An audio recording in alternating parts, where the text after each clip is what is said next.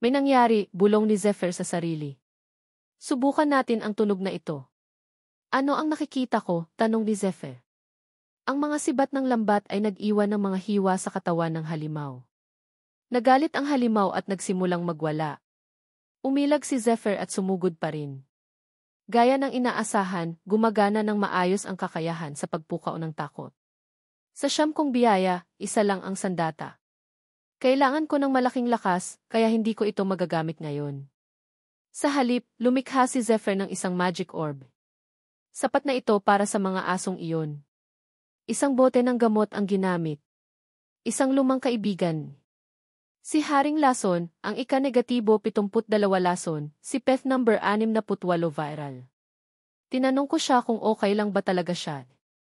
Peth, matagal mo na akong kinukwentuhan tungkol sa paggawa ng lason, sabi ni Zephyr. Tumawa si Peth. Haha!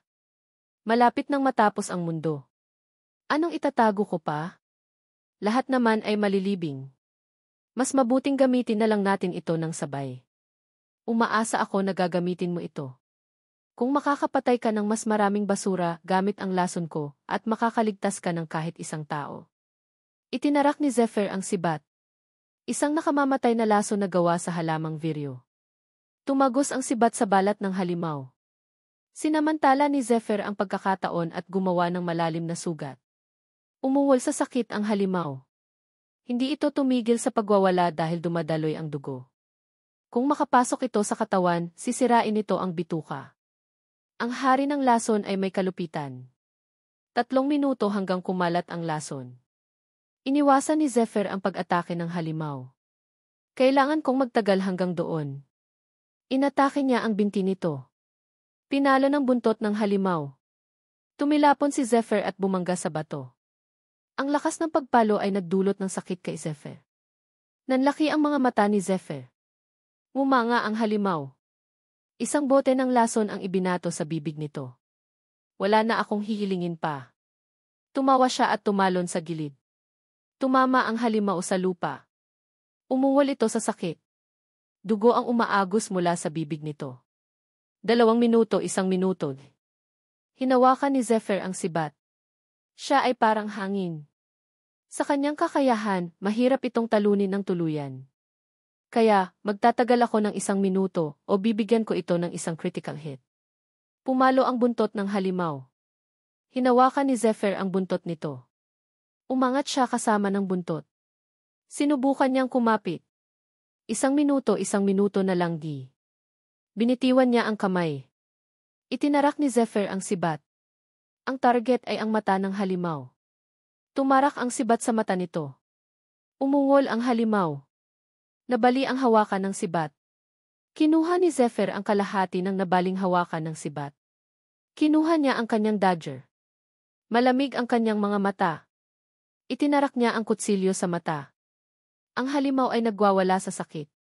Tumilapon si Zephyr. Kumapit siya. Sinubukan niyang hawakan ang kutsilyo. Isa pang atake. Tumalon siya sa likod ng halimaw. Sa lakas at tibay, hindi niya ito kayang talunin. Kaya, naghanda ako ng gamot. Kung iinom ako ng marami, magkakaroon ng hidden effect na tataas ang limitasyon ng lakas. Kailangan kong uminom ng higit sa 1 bote para magkaroon ng maliit na pagbabago. Hindi ito epektibo. Kung mayroon akong espesyal na biyaya, hindi ko na kailangan ng iba pa. Kasanayan, paningin ni Hemet. Pinapataas ang lahat ng epekto ng gamot. Tumaas ng 500%. Sapat na mahika para durugin ang ulo ng isang karnabal. Iwinasiwas ni Zephyr ang kanyang kamao. Gumamit siya ng basic magic. Nagpakawala siya ng malakas na atake. Ang atake ay tumagos sa ulo ng halimaw. Si Geoffrey, na nakasaksi sa buong palabas, ay tumawa. Naalala niya ang kanyang mga kalkulasyon noon. Sa kapangyarihan ng isang kapitan, kung ipapakilala ko siya sa mga tauhan, malilipat siya sa hunting team. Gagamitin niya lang ito para magpakitang gilas sa akin. Pero sayang, naging mangmang ako sa kanyang katapatan. Hindi ako nagmamakaawa. Hindi ko kailangang tanggapin ang alok ng isang hama. Nakagawa ako ng malaking pagkakamali. Kung siya iyon, makikita niya sa loob ng 1 segundo at tatayo. Pero ngayon, isa lang siyang minero sa mining team. Dahil hindi sila malayang makapasok at makalabas, kailangan niya ng paraan para makapasok sa dungsyon. Naging matalim ang mga mata ni Joffrey. Gary, mag-usap tayo, sabi ni Joffrey. Isang tunog ng paghinga dahil sa takot ang umalingaw-ngaw.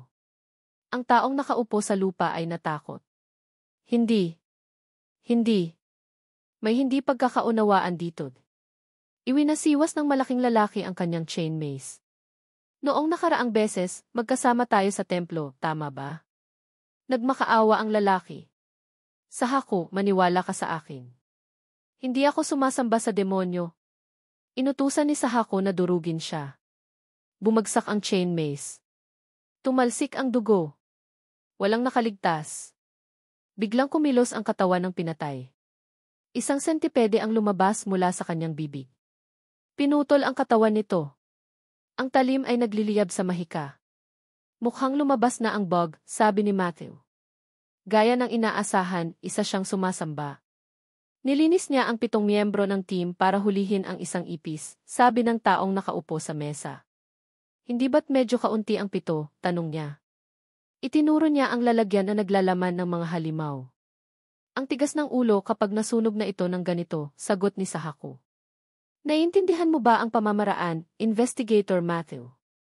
Iniisip ng mga natitirang miyembro kung sila ay parurusahan. 1 buwan na lang bago ang pagsalakay. Kung hindi natin sila mapupuksan ng mabilis, magdudulot ito ng malas. Sumang-ayon si Matthew. Naiintindihan ko. Haharapin ko ang mga reklamo ng hunting team. Sa halip, dapat mong tiyakin na magagawa mo ito. Huwag kang mahiya. Magpanggap kang isang interrogator ng erehe. Umisi si Sahako. Sinabi ng tauhan, okay, Captain Goth ng Scouting Team E, pakisagutan ang form, siya rin ba ang taong inirekomenda mo? Sumagot si Goth, kinilala ko ang minero na si Jeffrey na dumating ngayong linggo. Sumagot ang tauhan, naiintindihan ko. Sandali lang. Ipinaliwanag ng tauhan, kung dalhin ang miyembro ng departamento ng naaayon sa pagtatalaga ng tauhan, ang nominado ay sa iyo. Bukod pa rito, kung bumaba ang performance dahil sa pagkakamali ng nominado, maaari itong makaapekto sa ulat ng kapitan. Sumasang-ayon ka ba? Sumagot si Goth, sumasang-ayon ako. Siyempre, naisip niya.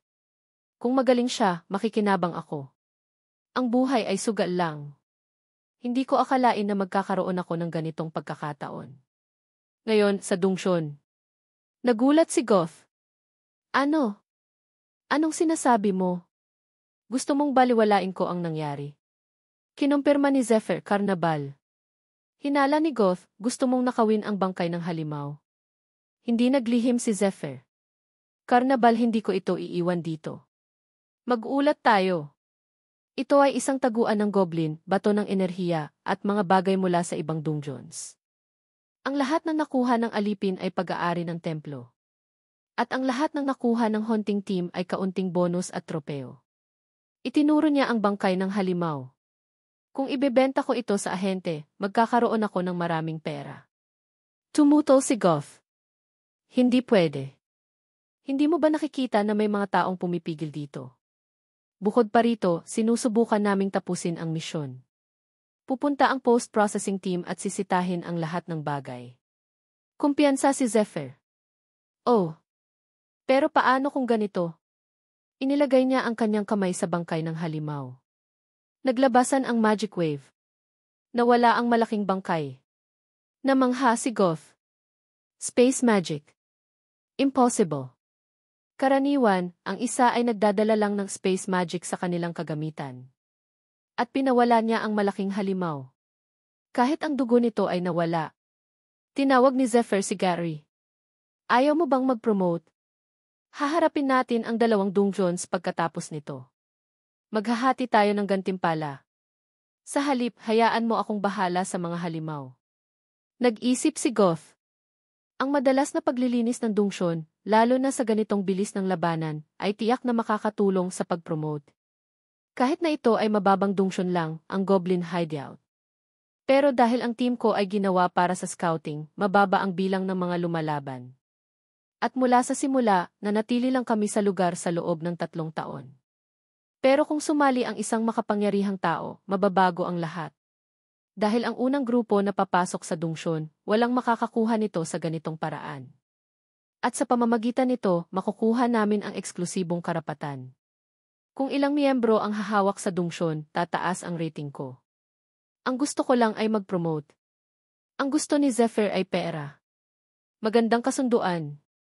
Mag-ingat lang na hindi mahuli. Kalkulado ni Zephyr, kung maibebenta ko ito sa magandang presyo, makakabayad ako ng utang. Kailangan kong umalis dito sa lalong madaling panahon. May isang bagay na lang dito. Ang pagsalakay ng Knights ay nakatakda sa loob ng 1 buwan. Iyon ang dahilan kung bakit ang mga bagay na nagdudulot ng kaguluhan sa buong kontinente ay matatagpuan doon. Sa pagkakataong ito, anuman ang mangyari, kailangan kong sumali sa pagsalakay para makuha ang mga bagay na iyon. At baguhin ang hinaharap. Kinumpirma ng tauhan na rehistro na. Mula ngayon, miyembro ka na ng hunting team. Bibigyan kita ng DV. Kaya, pumunta ka sa supply station at kumuha ng mga pangunahing kagamitan. Pagkatapos kumpletuhin ang mga pamamaraan, umalis sila sa opisina ng tauhan. Sa nakaraang buhay, ako at ang hunting team ay hindi pinapayagan na sumali sa pagsalakay. Dahil ang hunting team ay maaaring umabot ng 20 tao. Upang makapasok doon, kailangan ng mataas na kasanayan. Mayroon akong plano. Pero ang problema ay kung kailan ko ito gagawin. Sinabi ni Goth, ang supply station ay nasa unang palapag ng gusali. Doon pumipila ang mga tao. Pupunta ako sa lugar na iyon. Kailangan kong tingnan sina Dale at Marco. Kung gusto mong kumuha ng anumang bagay. Biglang nagbago ang mukha ni Goth. Pinilit niyang yumuko si Zephyr. May narinig silang mga yapak. Ang mga tao ni Sahako ay dumaraan. Nang dumaan sila, parang may naramdaman siyang hindi tiyak. Nang makita ni Goth na dumaan ang mga tao, huminga siya ng maluwag. Iyon ang grupo ng Heresy Inspection. Mga alipin ng Heresy Inspection. Dapat mo silang tratuhin ng mas mataas kaysa sa mga alipin. Karaniwan, mayroon silang otoridad na litisin tayo. Mayroong mga pinatalsik dahil sa pagbangga sa kanila o hindi pagbati. Lalo na ang baliw na aso sa gitna, si Sahako. Gusto niyang patayin ang lahat. Kaya, nagtatrabaho siya sa Heresy Inspection. Hindi niya hinahayaan ang kanyang biktima na umalis. Mag-ingat ka. Biglang huminto si Sahako. Hoy, ikaw doon.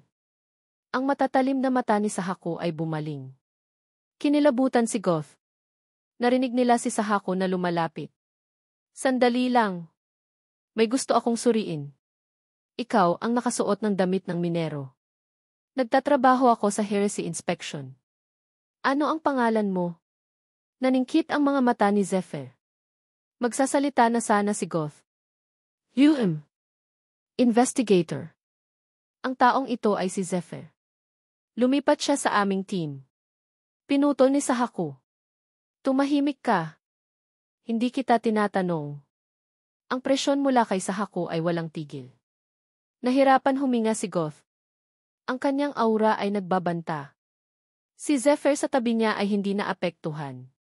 Tinitigan ni Sahako si Zephyr. Ngayon, sigurado na ako. Kung mananatili akong tahimik, walang magsisimula. Hindi napapansin ng iba, pero ako ang pangalawa na pinaka-sensitive. At ang taong iyon ay isang master. Ang damit ng minero ay nangangahulugan na kamakailan lang siya lumipat sa hunting team. Iyon ay nangangahulugan na siya ay dating nasa mining team. Ang isang bagong alipin ay bibigyan ng gawain pagkatapos ng isang pagsusuri sa kakayahan. Pagsusuri sa pagtitiis, lakas ng mahikadi. Ang mga may kakayahang lumaban. Binibigyan ng pagkakataong ipakita ang lakas. Dahil kailangan ng hunting team ng malalakas. Pero isang master na tulad niya at ang mining team D. Napili at nailipat sa hunting team D. Talagang hindi pangkaraniwan. Ang mga miyembro ng Heresy Inspection Team ay sabay-sabay na kumilos. Hindi nagtagal, nahati sila sa 5 direksyon at pinalibutan si Zephyr. Si Zephyr isang mahusay na master. Gayunpaman, hindi magiging mahirap na makuha siya. Umisi si Sahako. Magtatanong ako ng ilang tanong. Maghanda ka at maging totoo. Bahagyang ikiniling ni Zephyr ang kanyang ulo at mumisi. Ano ito? Isang daga? Hindi ko kailangang gumapang, salamat. Mapagmataas si Sahako. Magtatanong ako ng ilang tanong. Tumahimik ka at sumagot ng tapat. Narinig mo na ba ang tungkol sa mga sumasamba sa demonyo? Walang nakakaalam sa kanila kundi ako. Ang mga sumasamba sa demonyo. Ang mga sumasamba kay Tataros, ang Panginoon ng kasamaan. Sila ang mga nilalang na humahantong sa pagkawasak sa nalalapit na labanan ng sangkatauhan. Ang mga traidor ng sangkatauhan. Ang tanging bagay na alam ng mga mabababang miyembro ay ang mga ito ay isang bagong nabuong paniniwala at sumasalungat sa mga umiiral na kaayusan. Sabi ni Sahako, may ilang bagay na makakatulong sa akin na makilala sila mula sa iba. At ako ang may kakayahang makita ang mga pagkakaiba, kahit na ang pinakamaliit. Mula roon, hahatulan ko kung sino ang naglilingkod sa Panginoon ng Erehe. At ang aking instinct ngayon, sinasabi sa akin na ikaw ay napakadelikado. Itinutok niya ang kanyang sandata kay Zephyr. Mula ngayon, mas mabuting maging tapat ka sa pagsagot sa aking mga tanong. Maaaring gamitin laban sa iyo ang anumang gawin mo at anumang sabihin mo. Tiyaking palagi mo itong isinasaisip kapag sumasagot ka sa akin. Tinitigan siya ni Zephyr. Bago yun, maaari ba akong magtanong? Sinigawan siya ng tauhan ni Sahako. Aso ka. Sininyasan siya ni Sahako na tumigil. Sige, magtanong ka. Malamig na sinabi ni Zephyr, maaari ba nating baguhin ang lugar? Nag-alinlangan si Sahako. Bakit? May problema ba dito? Sumagot si Zephyr, napakaraming taong hindi kasali ang nakasaksi. Kung sakaling makakita sila ng hindi maganda tungkol sa iyo, sana ay mapanatili mo pa rin ang iyong karangalan bilang miyembro ng Heresy Inspection Team. Ang mga mata ni Sahako ay naging nakakatakot. Aso ka. Mumisi siya. Haha. Talagang nagtitiwala ka sa sarili mo. Kaya, ang ibig mong sabihin ay kaya mong harapin ang 5 tulad namin?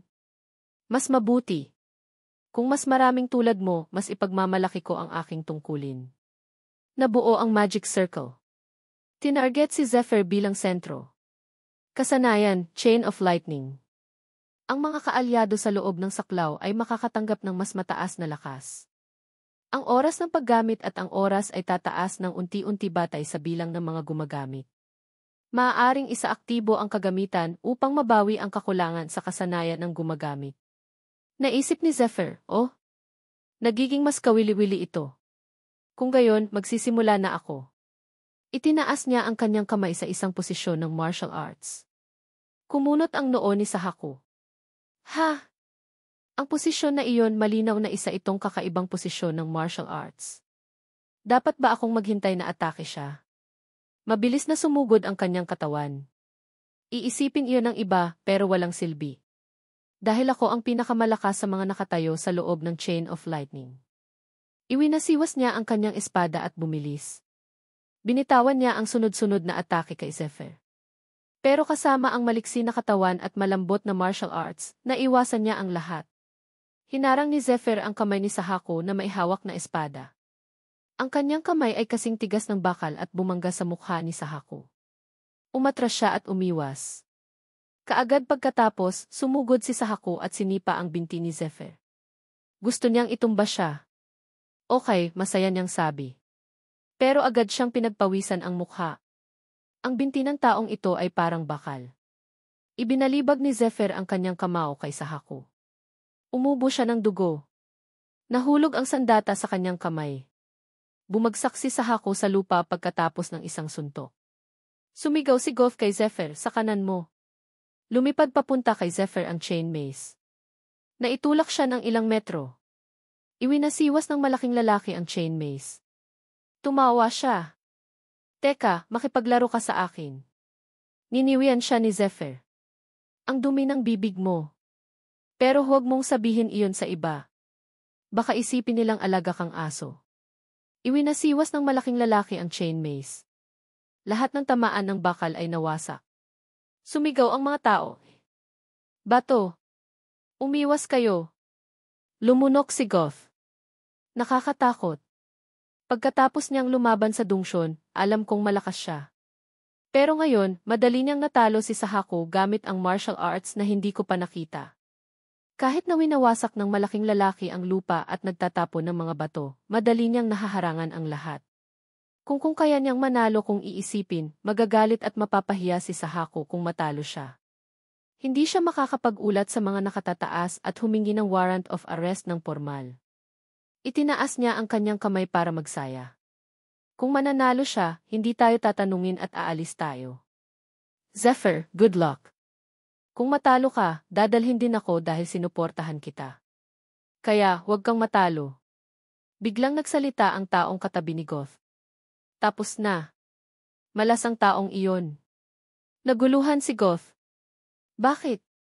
Paliwanag ng lalaki, kahit na magaling siya sa pag-iwas at paghaharang sa lahat ng bagay gamit ang kanyang reflexes, para siyang pinagpala ng Diyos. Pero ang problema ay tumatagal na siya ng masyadong mahaba. Hindi pa rin maintindihan ni Goth. Ano ang kinalaman ng oras dito? Pinalibutan ng kadena ang braso ni Zephyr. Matagumpay na kinandado ng malaking lalaki ang dalawang kamay niya habang pinapanatili ang chain of lightning. Umuusbong ang mga muscle sa malaking lalaki. Hinila niya ang kadena. Si Zephyr ay hinihila pa palapit sa kanya. Ang mga taong nasa loob ng chain of lightning ay nagiging mas malakas sa paglipas ng panahon. Sinugatan ni Sahako si Zephyr. Dugo ang dumaloy sa kanyang espada. Haha! Tapos na ang oras ng paglalaro. Dapat ay tahimik ka na lang. Sa simula pa lang, dapat nagmakaawa ka na lang na makulong. Pero huli na ang lahat. Pagsisisihan mo ang ginawa mo. Lumalakas ang lakas ni Sahako. Binitawan niya ang sunod-sunod na pag-atake. Haha! Ano? Wala kang nakikita, tama ba? Lumabas ang hiwa sa mukha ni Zephyr. Lahat ng kasanayan ko ay tumaas ng 80%. Sa bilis na parang pinunit ang hangin, hindi mo ako mahahawakan kahit isang hibla ng buhok. Lumabas ang maraming hiwa sa katawan ni Zephyr. Kung nakita mo na ang iyong kapalaran, mamatay ka na. Ha. Napawi ang ngiti ni Sahako. Ha! Malamig na sinuntok ni Zephyr ang ulo ni Sahako. Bumagsak si Sahako sa lupa. Puti ang mga mata niya at tumutulo ang laway. Hinawakan ni Zephyr ang kanyang ulo. Paano kayo nagtulungan? Pagkatapos ay sinipa niya ang kanyang mukha. Tumalsik ang ulo ni Sahako. Hindi maaari. Ang bilis na tumaas dahil sa epekto mula sa chain of lightning, at ang aking depensa ay walang silbi. Nakadapa si Sahako. Niniwian siya ni Zephyr. Dahil palagi kang nagbubunganga, hindi makapag-atake ang malaking lalaki. Kung gusto mong magyabang tungkol sa bilis, mas mabuting palakasin mo muna ang iyong depensa. Hinihila ang kadena. Hayop, malakas kang humila dito. Pinakawalan ni Zephyr ang kanyang lakas. At ikaw, bakit ka sumisigaw dyan? Bakit hindi ka sumugod at harangan siya? O natatakot kang lumaban sa malapitan? Kung ang mga tauhan ko ay nagpapatakbo ng team bilang tagapamahala, tuturuan ko sila ng leksyon kaagad. Hinila niya ang kadena sa kabaliktaran. Ang pangunahing prinsipyo ng paggamit ng mahika ay ang kakayahang magbigay ng suporta. Hinila pabalik ang kadena. Tumama sa malaking lalaki ang bola. Namangha ang mga nakakita.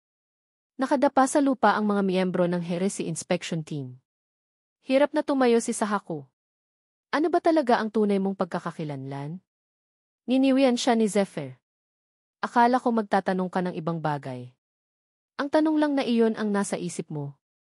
Pero sa kasamaang palad, wala kang karapatang marinig ang sagot ko.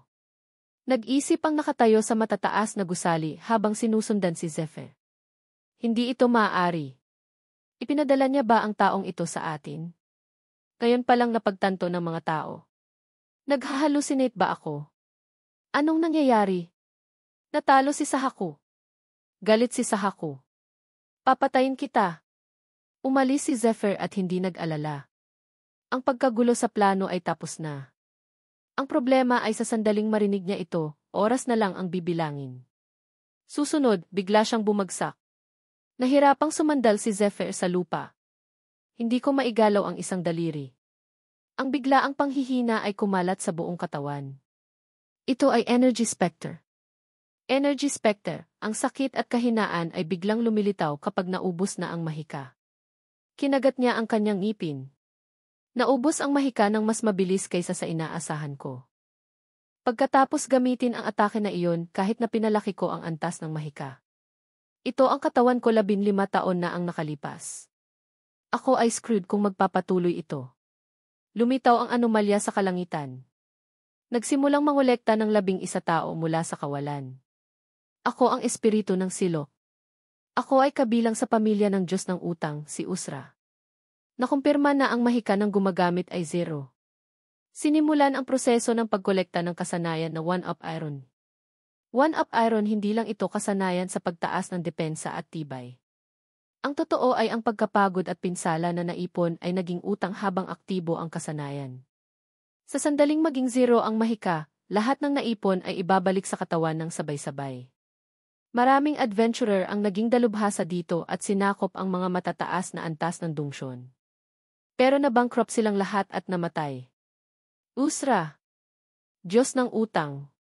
Isang dalawang talim na sandata na ibinigay ng mga Diyos na nagpapaalab sa desperasyon ng mga tao. Tiyak na tumutulo ang laway niya nang mapanood niya ang laban ko. Ikaw na gago. Hinimas ni Usra ang kanyang pagong habang sinusundan si Zephyr. May lumitaw na ngising naglalaman ng kasakiman sa kanyang mukha. Sinimulan ng espiritu ang proseso ng pagbabayad. Kalkulado ang dami ng pinsala. Pinalaki ang 7 pabigat sa kamay niya at ibinaba. Tapos na ang paghatol. Nagsimula ang countdown. 1-0 Shamdi. Ninuya ni Zephyr ang kanyang kamay. Ang bigat ng katawan ko kailangan kong gumalaw. Hindi ko magalaw ang kahit isang hakbang. 6 ang buong katawan niya ay bumagsak. Sinubukan niyang gamitin ang kanyang bibig para kagatin ang benda na nakabalot sa kanyang kaliwang kamay. 4 isang emergency healing potion. Gumalaw ang pulley. 3 di. Tumawa si Usra. 2 ibinaba ang pabigat. 1 di. Si Zephyr, sa bingit ng kamatayan, ay matagumpay na binuksan ang takip ng healing potion. Bumagsak ang pabigat. 1 milimetro na lang ang layo kay Zephyr. Nakumpirma ang pag-iral ng mahika. Kinansela ang proseso ng pagkolekta. Anunsyo ng espiritu, ipagpaliban ko ang pagbabayad sa susunod. At naglaho siya. Nagbalik si Zephyr sa kontrol. Hindi niya napigil ang huminga ng malakas. Ngumisi siya. Haha. Usra, minamaliit mo ako. Akala mo hindi ako naghanda para sa sitwasyong ito. Kung ako ang Super Z survivor na nabuhay ng higit sa 1 taon matapos mapuksa ang sangkatauhan, ang pag-iwas sa iyong mga bitag ay kasing dali ng pagkain. At kung gagamitin ko ng maayos ang aking mahika, ang World of Aaron ay magiging mas ligtas at epektibong kasanayan kaysa dati. Ikinampay niya ang kanyang mga braso at binti sa lupa. Sa nakaraan, ibinebenta ang kasanayang ito sa halagang 500 gold o higit pa. Karamihan sa mga kasanayan ay mahal at ito ay isang karaniwang kasanayan para sa mga gustong tumakas. Hindi ko akalain na makakaharap ako ng ganitong sitwasyon. Tumingala siya sa langit. Salamat, tanga.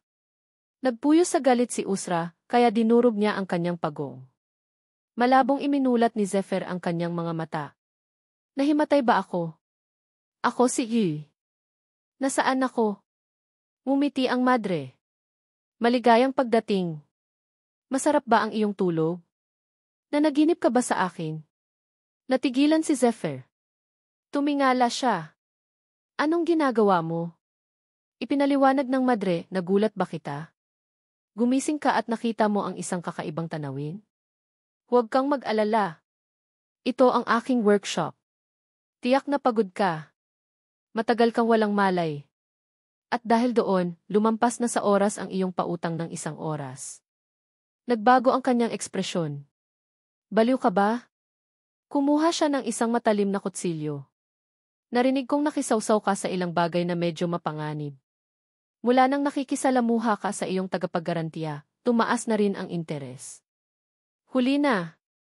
Kung magpapatuloy ito, maaari nating malaman na wala kang balak magbayad. Ang dulo ng kutsilyo ay biglang bumagsak at tumigil sa pupil ni Zephyr. Galit na sabi ng madre, magbabayad ka ba? Naalala ni Jeffrey, mayroon pa akong utang dito. Kung gagamit ako ng mahika sa kasong ito, magsisimula na naman ang proseso ng pagkolekta. Kailangan kong sabihin iyon. Kaya't nagmadali siyang magsalita. Sa susunod na linggo, makakatanggap ako ng gantimpala mula sa paglilinis ng dungsyon. Mangyaring maghintay hanggang doon. Sinabi ng madre, syempre, kukunin ko iyon. Pero paano ang mga utang na inutang mo araw-araw?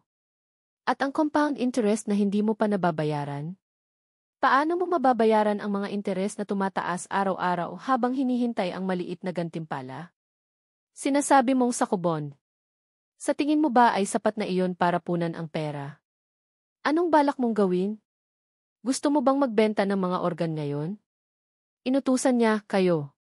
Sumagot ang iba, opo. Pinutol ang tali sa isang kamay ni Jefferson. Hinawakan ng dalawang malalaking lalaki ang kanyang kamay at inilagay sa mesa. Isang lalaki na may hawak na kutsilyo. Tinakpan ng madre ang kanyang bibig at ngumiti. Ngayon, isang daliri lang ang kukunin ko, mahal na customer. Tiyak na minamaliit mo ang lugar na ito. Pero magbabago ang iyong isip kung mawalan ka ng ilang daliri. Teka lang. Naisip niya, ano ang pangalan ng taong iyon? Kung maaalala ko ang pangalan. Inutusan ng madre, putulin. Itinaas ng taong may hawak na kutsilyo. Bumigkas si Zephyr ng isang pangalan. Nanlaki ang mga mata ng madre. Nang malapit na ang kutsilyo sa daliri, sumigaw siya, teka. Sino ka ba? Tanong niya. Tanong ng katulong, may problema ba, madre? Inutusan ng madre, lumabas kayong lahat. Nagtaka ang katulong. Opo. Sabi ko umalis kayo. Naguluhan ang mga katulong. Po. Galit ang madre.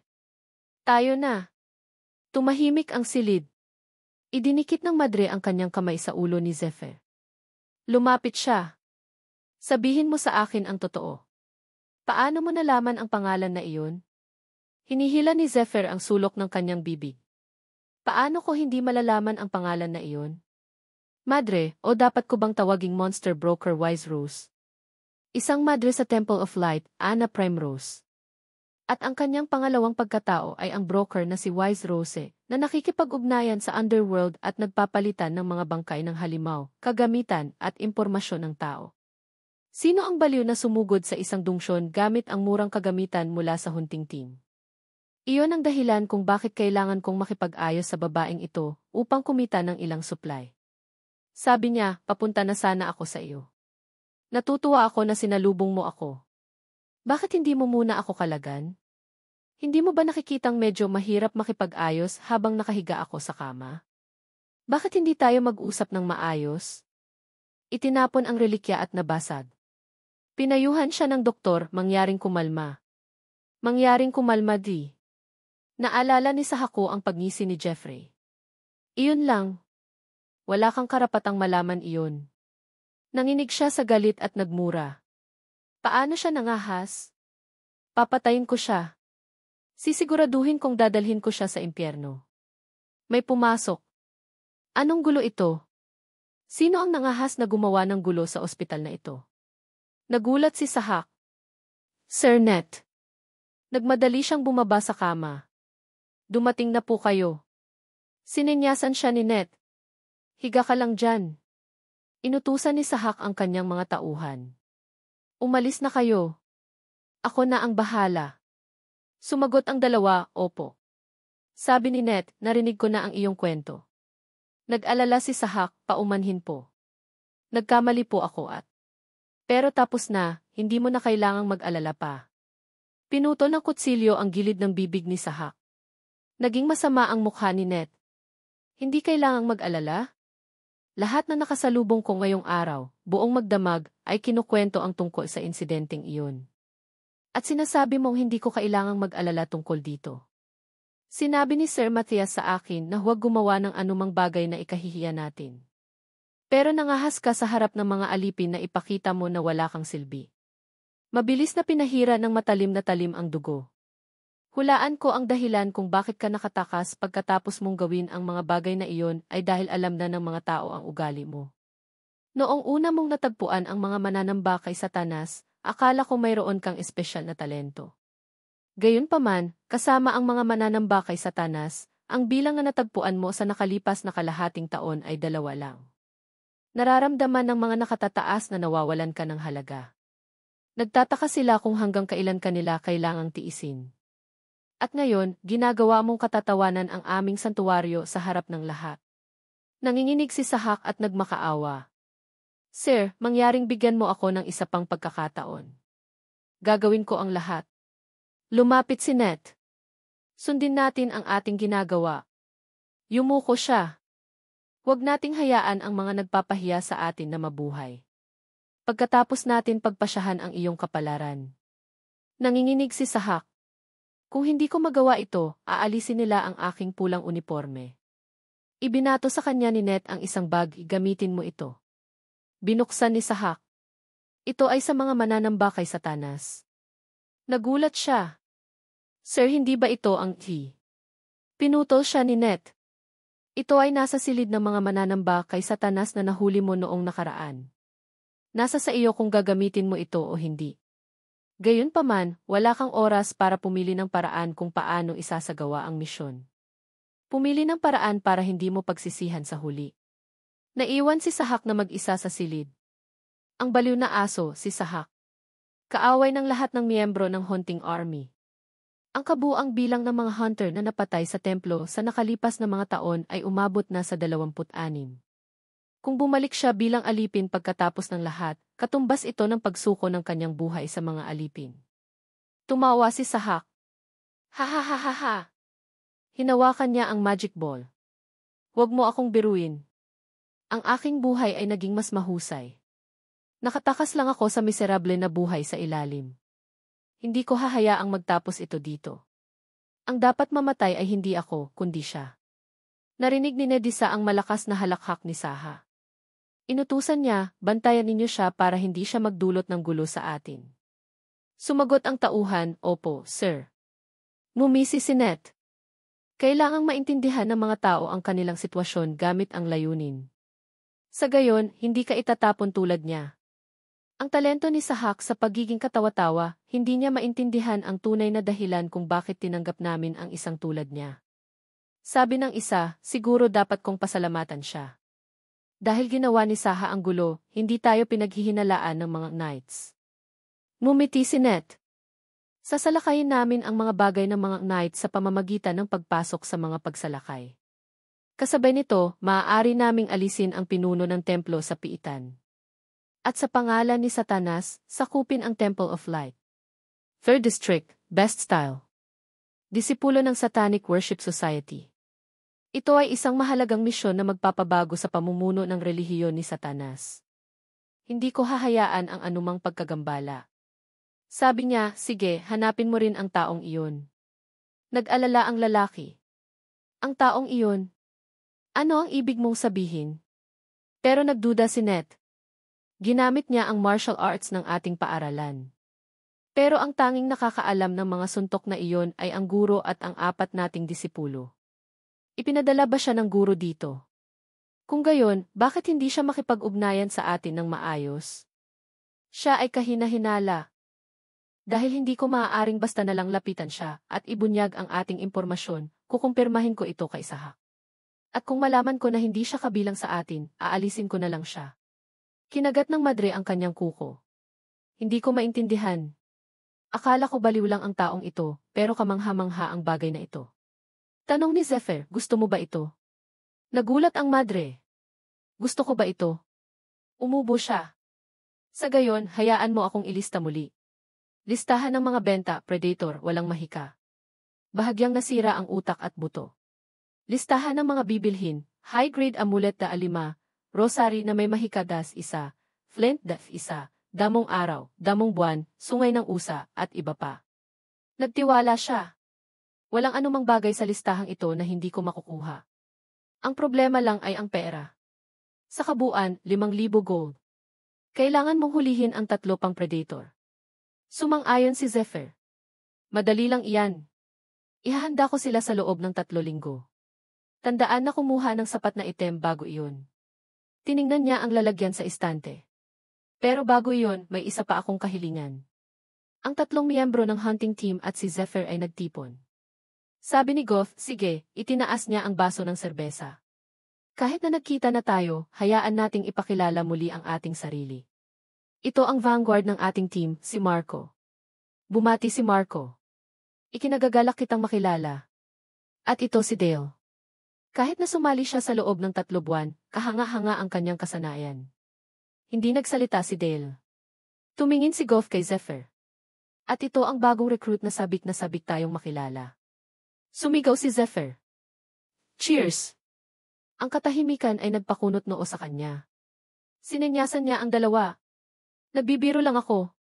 Ano ba ang problema sa inyo? Kailangan nating pag-initin ang isa't isa. Malaki ang maitutulong niya sa atin sa hinaharap. Naguluhan si Marco. Ano ang gagawin ko? Mukhang nagkamali ako.